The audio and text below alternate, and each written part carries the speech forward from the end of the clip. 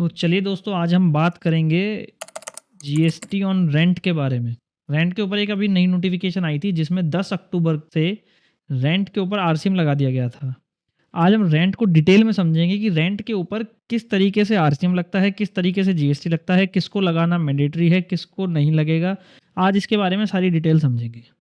चलिए समझते हैं। सबसे पहले आपको रेंट को 2 पार्ट में डिवाइड कर देना है। सबसे पहले आपको लिखना है यहाँ पे कि जो आपका सप्लायर है, जो भी आपका सप्लायर है, उसके 2 ऑप्शन होंगे। या तो वो जीएसटी रजिस्टर होगा, उसके पास जीएसटी नंबर होगा, या फिर उसके पास जीएसटी नंबर नहीं होगा।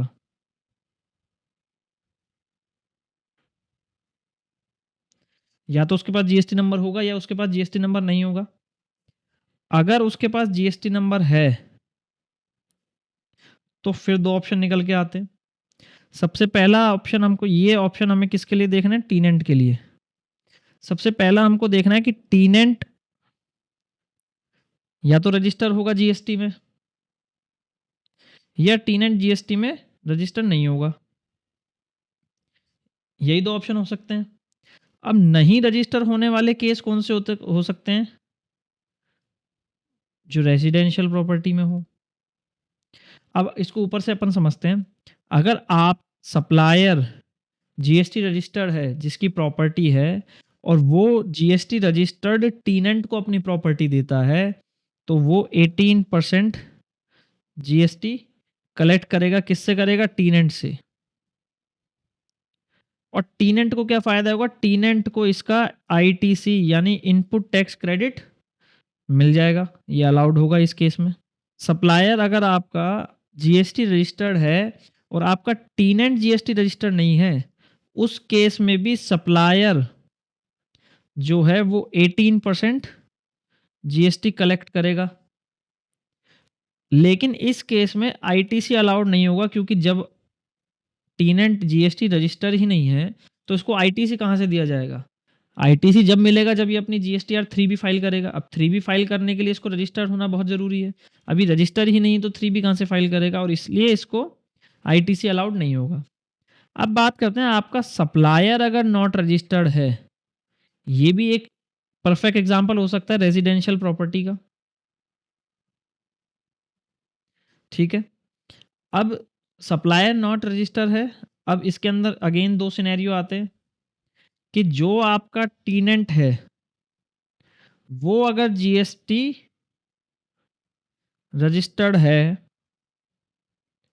या फिर आपका जो टीनेंट है वो नॉन रजिस्टर्ड है। 2 ही ऑप्शन हो सकते हैं। या तो आपका टीनेंट जीएसटी रजिस्टर होगा या आपका टीनेंट नॉट जीएसटी रजिस्टर होगा। अगर टीनेंट जीएसटी रजिस्टर है तो वो आरसीएम के अंडर 18% जीएसटी डिपॉजिट कराएगा और इसका इनपुट टैक्स क्रेडिट उसको अलाउड होगा। जब वो अपनी जीएसटीआर 3B फाइल करेगा तो अपने आरसीएम के हेड में आरसीएम डिपॉजिट करा के आईटीसी क्लेम कर लेगा। अगर टीनेंट भी नॉट रजिस्टर है और सप्लायर भी नॉट रजिस्टर है, लैंडलॉर्ड, सप्लायर को हम लैंडलॉर्ड भी बोल सकते हैं इस केस में, या लैंड ऑनर लिख देते हैं। अगर आपका लैंड ऑनर भी नॉट रजिस्टर है और टीनेंट भी नॉट रजिस्टर है तो कोई जीएसटी नहीं लगेगा किसी के ऊपर भी। सरकार जीएसटी वसूलेगी किससे? जब लैंडलॉर्ड भी रजिस्टर नहीं है,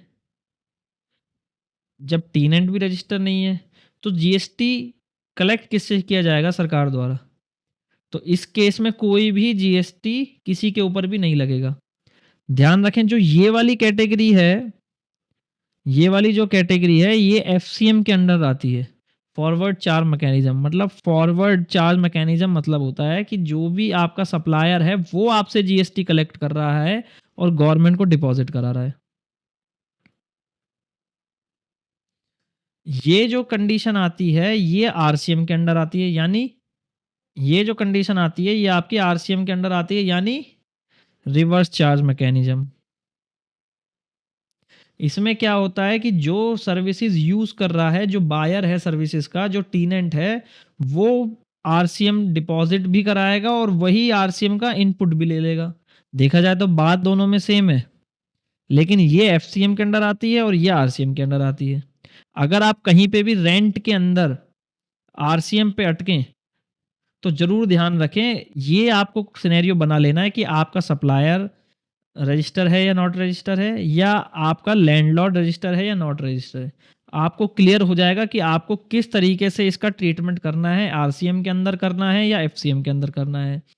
अब इसी तरीके की और इन्फॉर्मेशनल वीडियो हम हमारे चैनल पे लेके आते रहते हैं। आप हमको सपोर्ट करें सब्सक्राइब करके, फॉलो करके और लाइक करके। ऐसी और वीडियो हमारे चैनल पे आती रहेंगी। चलिए, मिलते हैं नेक्स्ट वीडियो में।